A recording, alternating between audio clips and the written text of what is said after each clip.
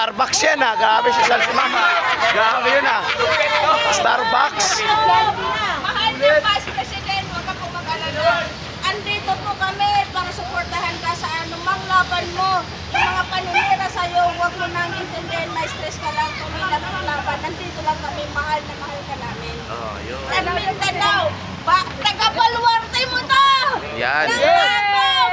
Yan, tago-tago man din eh. Pino family ng Tagum! Yun, shoutout. Tuloy ang laban natin dito, mga pamilya ko, Moreno sa Tagum. Andito ako ngayon sa Manila. Bumiyahe pa ako para lang may pakita ang pagsuporta kay mahal na Vice President Sara Duterte po. Tuloy laban, tuloy. Sa inyo suporta. Yan yung mga ma'am, sir. Oh. Sigaw natin! Duterte!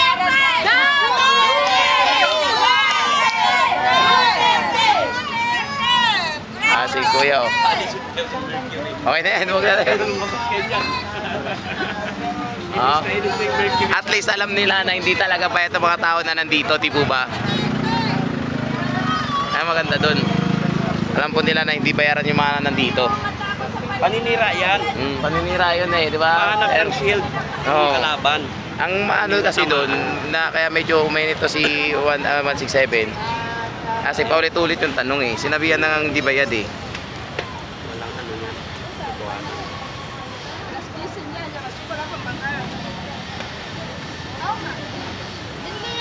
Lipat na naman sa kabila. Sige po, ako ay Pilipino. Sige po, sige po. Yun, magandang ano yun. Magandang... 100 na kanina, 200, tapos may 500 for 3 days. Ano ba talaga? Ang tawag mga comment na. Oo nga, sige, tingnan mo na yun. Ako nagbabayad Ha? dito. Solid yung mga Duterte dyan. Ito yung walang katotohanan. Ano? Yan. Media yan eh, media. Ayun sa kanila, sarili-sariling gastos para makakain. At talagang yung suporta nila nandito. Kay ano, Vice President.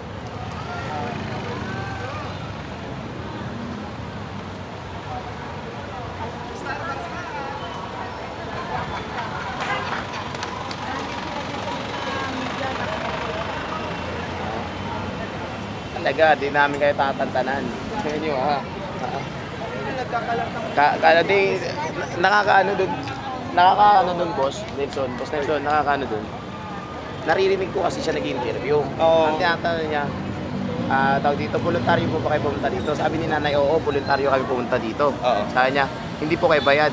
Sabi ni nanay, hindi po kami bayad. Eh, bakit kayo nandito? Yung parang tanong ko, sarcastic ba? Hindi pala kayo bayad, bakit kayo nandito? Yung ganun. Leading question. Kaya nga, Parang ano yan, Tiana? Yung ano, yung nag-iimbestiga ka pero meron ka ng husga. oo, di ba? Di pala, parang dating di pala kayo bayad. dito Di ba kaninang umaga yung taga ano. Taga ABS-CBN. Oo. Kaya nyo, mamaya, Wala, hindi namin. di ako uwi, boss. I promise yan. Di ako uwi mamaya. Patayin na yan. Kung kailan walang Wala. tao. Sila kanina, Oo. hindi talaga sila nakairit. Ano yan eh, tingin ko nagtanim sila, tapos yun lang i-interview nila on-site, tapos palalabasin nila na yun nga, na pumunta rito. Kaya may pinalis ID siya namin na, yun. na Hindi media. talaga Kaya tinatanong Hindi ko na kayo siya. yun. Sa Ay, radyo buti daw. naman po siya. Hindi ko alam Kayo. yung radyo niya. Hindi pa paglatag pala nila, nagdadaldal na kami. Yun. Ganito ang gawin yun. Ay, pag may mga Nakita lang ganyang namin yung mga senaryo, police na may mga baril. media na Tinanong darating, ko yung jefe. kayo na mismo ang maglakas ng dalam na Katulad sabihin. yung ano niya, na may kasamahan din sila na namin. Kaya tinanong ko siya. Sila na, Ay, nung tinanong ko siya, Bayad sabi na, niya, aminin nyo bayad ano, kayo. hindi mo ba alam yung bakit kayo nandito? Hindi kayo magdama ganito mga Oo, di ba? Tapos, Sino daw nagpapunta sa atin dito? Di ba sinagot ko? Sabi ko, saan mo kami pumunta dito eh? Bias ka, no? Ginaroon ko siya. oh, buti naman. Sinilip ko pa siya. Sabi ko, bias ka. Oo. Sigurado bias ka. Kaya umatras siya. Lagi. Hindi na siya nagsasalita. Tara na yan. 1 p.m. Pagka gusto nyo pong mag-promote, Romel Rojas, dublado. 1 to 2 p.m. yung aming Assistant Chief of Report. papunta naman kayo ng report ng camera doon. Oo. Ha? Nasa radyo po kayo? Radyo. Kung meron na kayong ano, mga field reporter na may camera. Dito may Kung ang claim nyo po na talagang nasa katotohanan tayo, tapos ay lahat naman ng opo, hindi padala po kayo ng crew. Galing. Ako na mismo kasi yung mga kuko, nalalayo eh.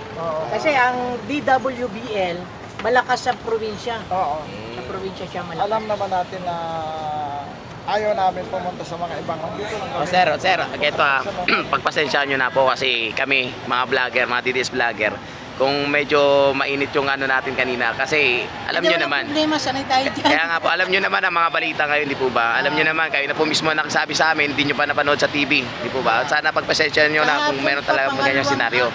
Pangalawang araw ko na narinig yan. Kaya nga po eh. At sa umaga, kahit sa sa Channel 7, si Channel 5. Subel ang nagsabi.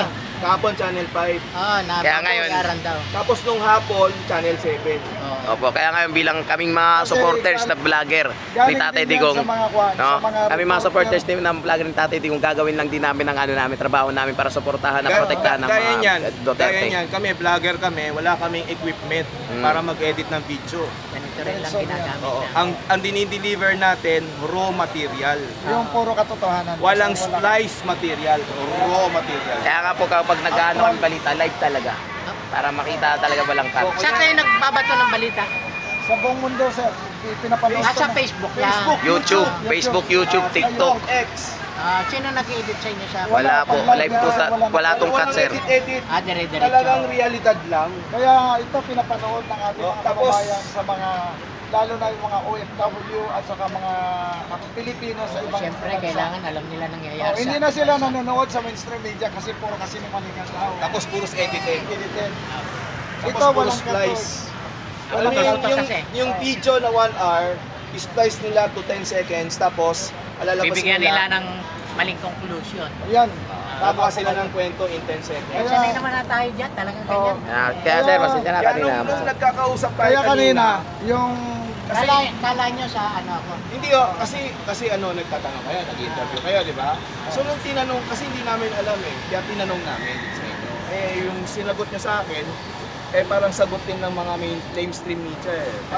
Kaya tuloy nagpanting din yung tenga ko kasi wala sa hulog yung sagot.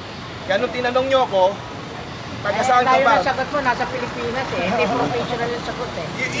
Yun nga ang sagot nyo kasi kanina, nung tinanong, ano po bang balita? Yun, di ba yun? Makinig kasi, narinig ko rin lang yun. Tapos ang sabi nyo, di manood ka na lang ng balita.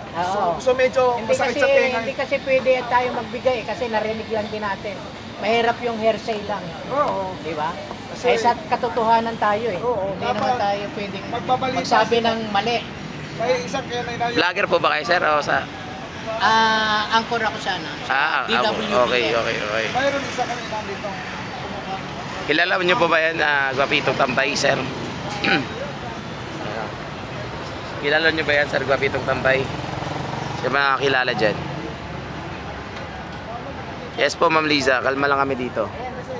Hindi, syempre, di nyo rin po kami masisisi. Diba?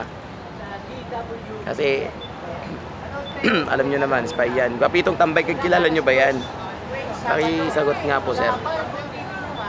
Lucky 7, ayan. Alas 3 hanggang alas 4. Okay po. At sa DWIC, panoorin nyo, Yes Show, Tupacio, Ah. 11 Yes to Show. 12 AM. Ayan. Sexy Boy, Tupacio. Yuki Guzman and Atty. Tupacio. Nandun din kayo, kaya Atty.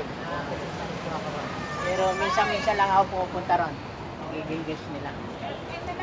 Kaya Okay, 799. Yan. Basta Nay, alam nyo na ha, pag may mga ganitong senaryo, kayo na po ang magtatanggol na sa sarili nyo. Kaya nga po eh. Kayo na po mismo ang magtanggol ha sa sarili nyo. Pag po tayo wag po natin baba yung natin, sarili natin sa mga na yan, ganyan mga tao. Katotohanan po magpapalaya sa atin dito sa Pilipinas. Katotohanan Yan. lang. Tama, Nay, tama. Kasinungalingan, wala, mahirap magsinungaling. Katotohanan. Kaya nga. Totoo. Ang nagiging natin. Kailangan nyo ng binabalita pa na totoo. Ng SMNI, ginawa nila yan. Kay Tama Pastor. po pag ang gobyerno natin. ayaw na nila ibigay. Tinauhan nila ng pulis eh.